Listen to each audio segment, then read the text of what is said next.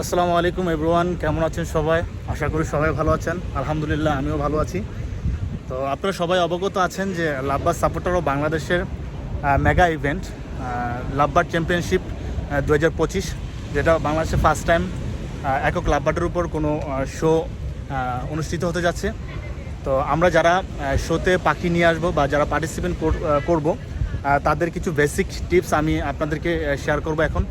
তো এরকম ছোটো ছোটো খণ্ড খণ্ড কিছু টিপস আমি সবসময় আমার এই আইডি থেকে কন্টিনিউ করার চেষ্টা করব। প্রথমত হচ্ছে আমরা পাখিকে পর্যাপ্ত গোসল দিতে হবে। আমরা অনেক ফিডার বা অনেক পাখি আছে যারা আমরা পাখিকে স্প্রে করি না, কেজে পানি দিয়ে রাখি বা বাটিতে পানি দিয়ে রাখি। এত করে অনেক পাখি আছে যে গোসল করে অভ্যস্ত, আবার অনেক পাখি আছে যে স্প্রে করে অভ্যস্ত।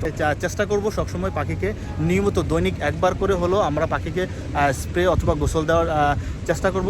তাতে করে কি হবে, পাখির যেই shining, feather shining, body shining, পাখির যেই ফেদার স্কেল, এটা ডেভেলপ হবে এবং এটা উজ্জ্বলতা বৃদ্ধি পাবে, যেটা পাখির জন্য খুবই একটা গুরুত্বপূর্ণ বিষয়।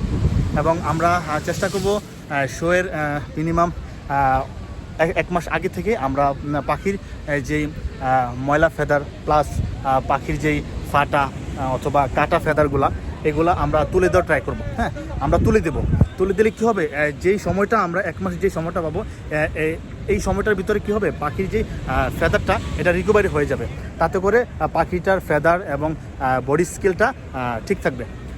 আশা করি সবাই বুঝতে পারছেন। এরকম করে খণ্ড খণ্ড শর্ট ভিডিও আমি এখন থেকে আপনাদের মাঝে নিয়ে আসার চেষ্টা করব। ভালো থাকবেন সবাই। আসসালামু আলাইকুম।